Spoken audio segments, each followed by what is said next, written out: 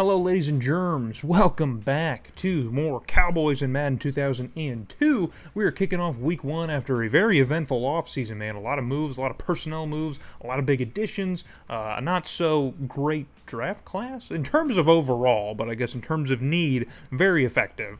So as you can see on our overall ratings here, we have improved the team quite a bit, at least compared to the Carolina Panthers, who are probably going to be one of the worst teams in the league yet again. I really don't know who they're trotting out there outside of Musa Muhammad. I really have no idea what this team is going to look like.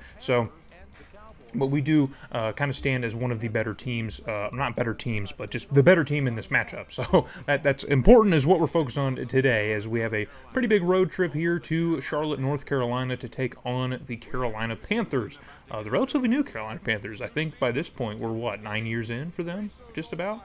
Maybe 10? Yeah, about 9 years? No. About 7, 8... I'm making up numbers, making them up. But the Panthers are still the new kids on the block in the league around this time here. But obviously we have a newer kid on the block in the Houston Texans. So we're not going to see them today for an interstate rivalry.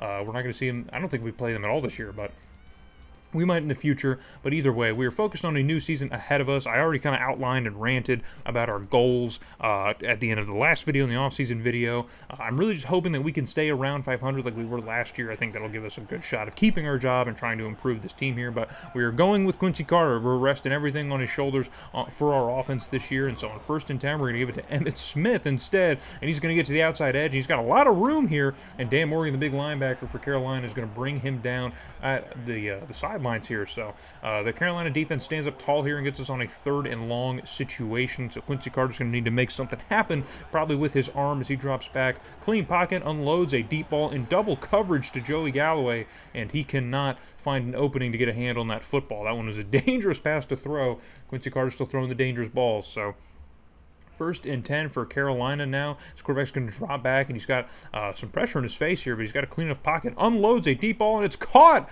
And in pursuit, we have a DB in pursuit, but I don't think he's going to get there, and he's not. I think it's Terrell Buckley who was in pursuit, and I don't think he had enough of a step to get in there. So it is a humongous passing touchdown for the Panthers to start things off for them. And like I said, man, I don't know who Carolina's trotting out today, on their offense, because they were pretty bad last year. They probably made a lot of personnel changes in a lot of different areas, and as we can already see, man, their offense is clearly firing on a few better cylinders than ours was in that first drive. So also notice that Terrell Buckley tried to make a play on the ball, and he's like a yard or two off. I don't even know what he thought he was doing. So bad play from our defense, but it is what it is, as Jeff Lewis gets the Panthers on the board early. So 2nd and 2 coming up now, late in the first quarter now. We have the ball in Carolina territory in I formation. Going to try and do it on the ground with Emmitt Smith again. He cuts inside, finds an opening, and just gets enough for the first down. So the Cowboys drive will continue in Carolina territory, but after the first quarter comes to a close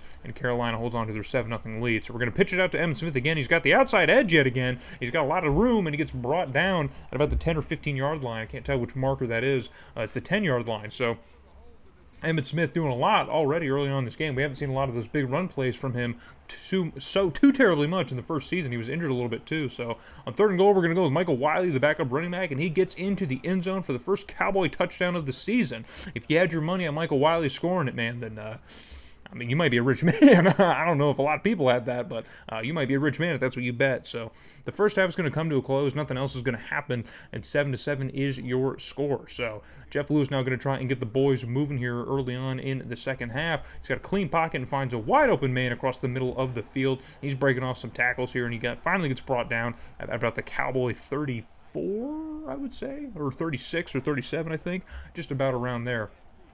So it's a nice play. Carolina's passing offense has been pretty effective so far. We haven't seen too much pressure on the quarterback. We have had some, just not enough here. So we're going up against a Jeff Lewis-led offense. We got to be able to do something against Carolina. So from about hour 34 now, Jeff Lewis is going to drop back, and he's going to throw a pick. And who else but the rookie, Jared O'Neal, who's got this one going the other way. And with 99 speed, you're definitely not going to catch him. And he's gone for a pick 6. How's that for a rookie debut, baby? 67 yards to the house.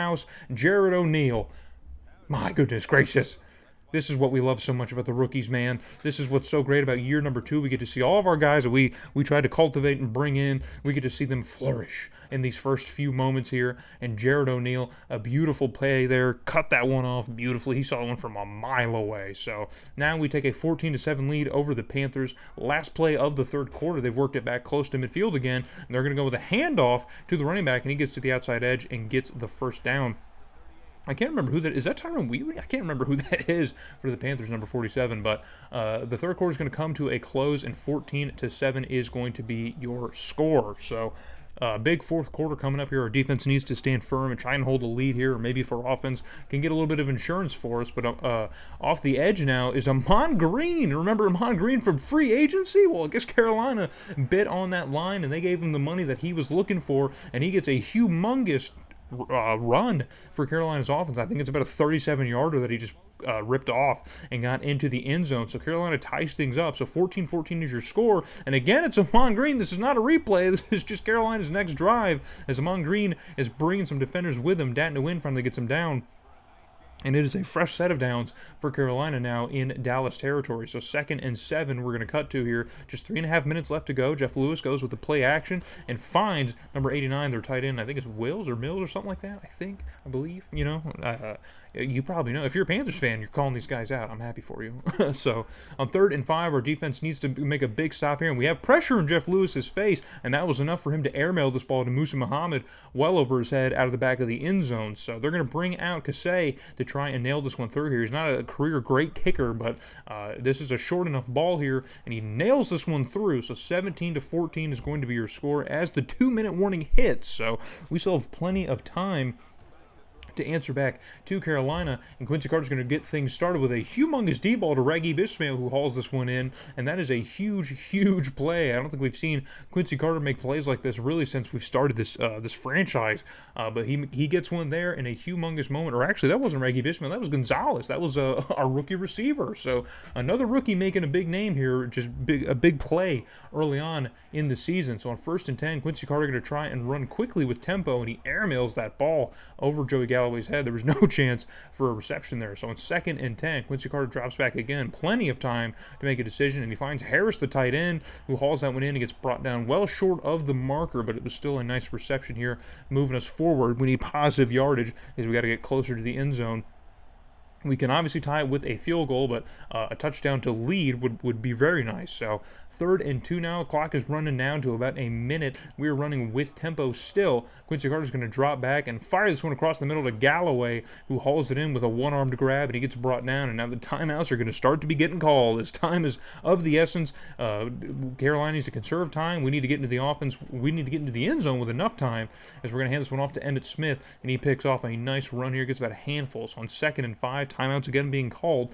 57 seconds left to go with this possession. We're going to go with a handoff to the fullback, and we have a decent enough fullback here. He didn't really have a ton of room there, but he does get a few yards. Now 3rd and 1 is coming up now, with just a few more inches to go for that marker. Time still expiring. Quincy Carter rolls out a little bit, and he finds Harris again, who breaks off a tackle and gets into the end zone. The go-ahead touchdown from Quincy Carter. He gets into the end zone, man. So it hasn't been an amazing day so far for Quincy Carter. We haven't seen enough really to write home about, but that is one of those moments, man, that we're going to be looking back to later on in the season. So 21-17 is your score, but Carolina still has plenty of time here to try and get into the end zone. I don't know why I keep saying offense. Tries to get into the end zone, and they pick up a nice chunk already. So from our 45-yard line now, 26 seconds, man, the game is now really in their favor, but a humongous sack from Handatu, I think is how you say his name. That's one of our big free agent pickups, the left end, who gets the sack.